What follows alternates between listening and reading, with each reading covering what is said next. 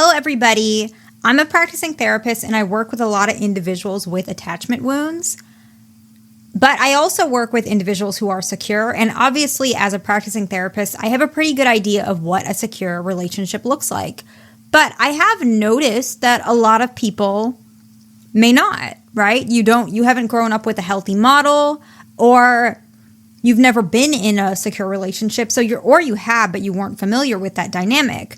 And so I wanted to make a video on what a secure relationship looks like. I have gotten a couple requests about making some videos about secure relationships, so I'm going to do that for a little bit. Not all the time, but I'm going to add that as well. Also, a lot of you guys have been asking for longer videos, and I do promise in the next couple weeks I will make more longer videos. And I am going to also continue, of course, to make many videos about avoidant attachment, considering that's my specialization. But today, let's go ahead and focus on what a secure relationship looks like, because even if you're with an avoidant, this is the stuff that you guys want to implement so that the relationship can continue and be healthy. Because from our model in psychology and in general, we kind of look at secure relationships to be the most healthy. And there is a lot of data and research that secure relationships, they tend to last the longest. And so we want to look at a secure relationship as a healthy model. Now, I do want to say every relationship is different. Timelines are different. So it doesn't mean that every relationship has to look the same. That's not what I'm saying. What I'm just saying is that we want to have some of these attributes to help kind of build a more happy relationship together. I hope that makes sense.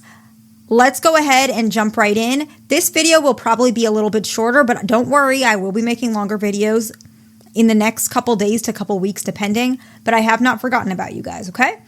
The first one is what a secure relationship looks like is you guys compromise without keeping score. So what does that mean? Basically, I see this a lot with insecure attachment, any of the insecure attachment. They don't like to compromise. And when they compromise, they feel like they're keeping score, almost like I've been compromising so much. When are you going to compromise? I'm always the one giving in. The other one's never changing. I always have to change, right? And that's the reason why that happens is individuals who are insecurely attached, they always feel like they're going to lose something. They don't understand. That sounded a little bad. I didn't mean it like that. But it's harder to kind of recognize that by compromising, you do gain something.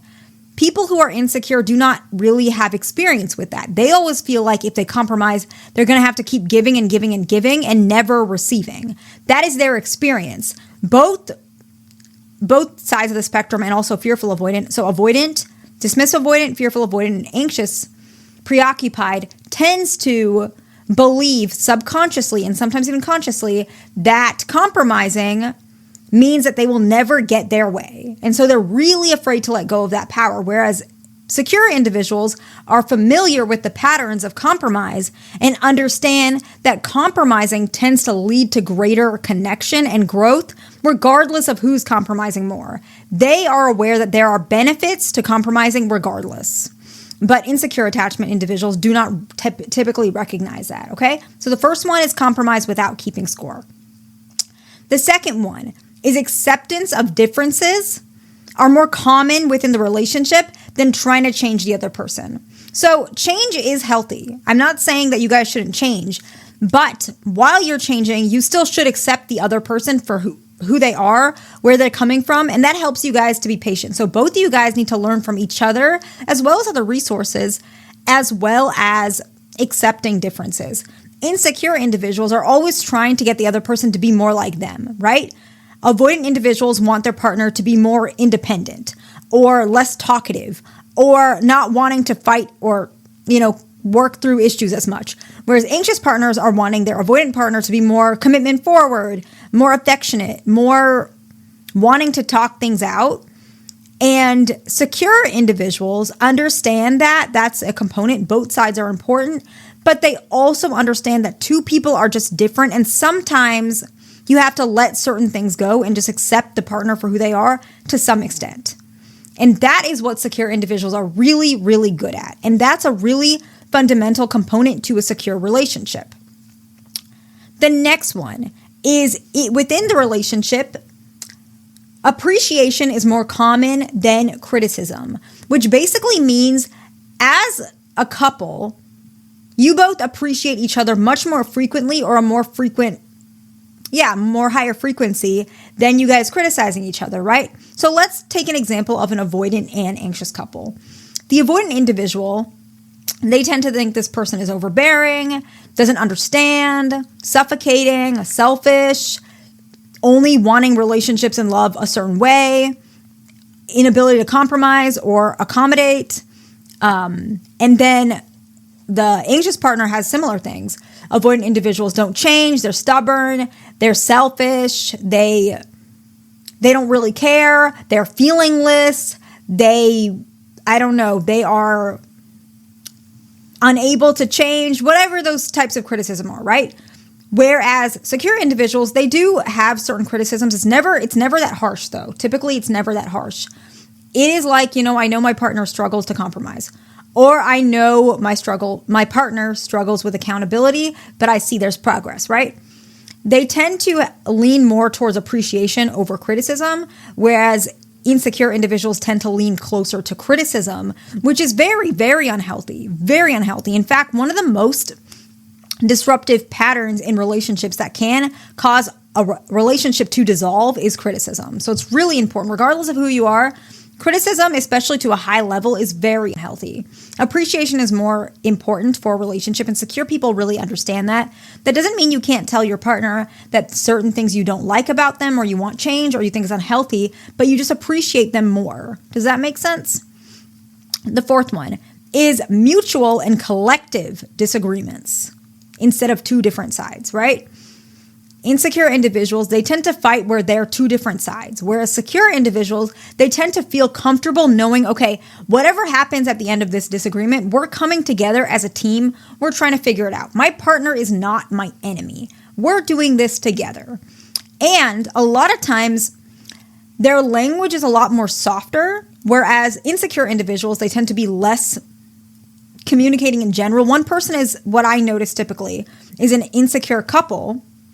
One person is really pursuing the disagreement and the other one is really pulling away, really shutting down, right? And then sometimes the person who's shutting down and pulling away tends to blow up. I see that.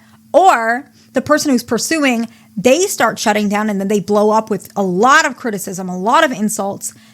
Obviously, when I'm explaining that, a lot of you guys might think, okay, that's unhealthy. Or some of you guys might think, oh, I thought that's what disagreements look like. No. And I'll make another video about how secure disagreements look like, because now that I'm thinking about it, I imagine that some of you guys might want to know about that. So I'll keep that in the back of my mind if you guys want. But secure individuals, typically what their disagreements look like is they're able to understand they each have different feelings or the same, but they each have their own feelings, right? And regardless of those feelings, they know they want to make this relationship work, so they're going to find a happy medium. They also understand that they might not get the result they want, but at least they have a safe space to talk. So they allow the other person to talk. They understand each other. They find a way for both of them to have some compromise and connection. They don't call each other names. They still call each other affectionate names. They still are able to physically hold each other. They're able to connect. And they tend to have a lot softer tones. When I see two secure individuals arguing, they are more softer and more relaxed. Their body language is very relaxed, whereas insecure individuals, they're very tense, maybe even pulling away, shutting down. Secure individuals, while they know disagreements can be a little bit uncomfortable, they don't think it's this miserable thing or something that they're fighting and clawing to get their needs met. They don't view it like that almost ever. And I know that's hard for a lot of people to think like, but it's true. Okay? The next one is they have healthy and agreed upon boundaries, and these boundaries can change throughout the relationship because as the relationship progresses, certain boundaries change. If you're together for, in the beginning of the relationship, you probably shut the bathroom when you're using it. I know it sounds silly, but if you guys are together for 10 years, maybe you don't think about it as much, right? So some boundaries are a little bit, they understand that these boundaries are agreed upon and they continuously agree upon and reinstate as the relationship progresses, instead of having a very rigid sense of views and having a very lack of understanding of true boundaries, right? So a lot of people who especially I see this with anxious partners, but both, they think that they are becoming secure because they're becoming really rigid with their boundaries. I see this with a lot of anxious partners, but also avoidance. But this is what I see more with anxious. And I'm not trying to call either of you guys out. Like, I just want to help you guys. But a lot of people think you're being secure if you're not. You're holding your own ground and you're not willing to compromise at all, and you're having very strong boundaries. That's not what a secure person does. That's what a person does if they've been hurt a lot and they're afraid to get hurt again. And they're afraid that if they manage some of these boundaries or adjust it in a certain way, that they're going to end up being taken advantage of. I get in the beginning, if you're trying to learn to be secure, you might need to do that exercise a couple times. But if you're really fully healed, you're not really going to be afraid of that because you trust yourself enough to set the boundary when it's needed. So you don't have to work so hard to hold those boundaries. I'm sorry if that came across offensive, but I'm just trying to help you guys. So healthy and agreed upon boundaries, and they're a little bit flexible as well, okay? The sixth one is you have the ability as a couple. So secure couples are really good at the ability to agree to disagree. You're not going to always agree with your partner. You're not going to. I've never seen ever, and I might be wrong, but I've never personally seen a couple where they agree on like every little thing. They have things they disagree on. Some of them are smaller, like when you should do the dishes, right? Some people do them right away. Some people leave it till the end of the night. Some people do it the next day. Some people do it a couple days later. Hey, whatever you want to do, I don't judge, right? But you got to agree to disagree. Some people do things a little bit differently, okay? Then there be maybe more stronger views. And these things are where the insecure individuals really struggle with even more, right? Let's say when to get married. Maybe one, and this can happen with secure individuals, right? One person wants to get married in 3 years. The other person wants to wait until their career is more set in stone because maybe they're struggling right now with their career. It doesn't mean they don't want to get married. They just want to wait a little bit more. So maybe their timeline is more like 5 years. Doesn't mean they're in avoidance. They're communicating, I want to get married. They're showing the steps, but they're just saying, my career is not really where it is right now. Maybe I want to be the lead engineer, right? I want to be the lead on my team, right? I'm not there yet. I want to get there before I get married so that I know we will have a secure income. And I know you're working on your career as well, whatever the scenario is. But I want to make sure that I can at least bring that to the table. Doesn't mean this person's an avoidant. But see, two secure individuals, they're both secure, but they just have a different timeline. But they're okay with that because they can agree to disagree and they'll find a way in the middle. They'll find a way to meet. Or one will compromise and it'll be okay. That one's a huge example of agree to disagree. Sometimes it can be as simple opinions as exercising, doing the dishes, simple things. But it's important. Secure individuals are really good with this, okay? And the very last one, and I love this one. This one's my favorite by far. But I like all of them, but this one I love so much, is learning which battle is worth fighting, right? Picking your battles. Love this one. Some battles are just not worth fighting. This is your partner. Sometimes just be happy. Sometimes it's not worth the fight. I really believe that.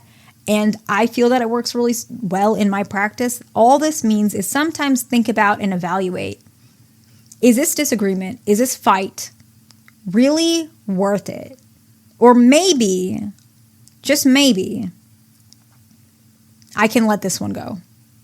Just something I want you guys to think about, okay? So, again, I promise I'll make longer videos in the coming days to coming weeks, depending.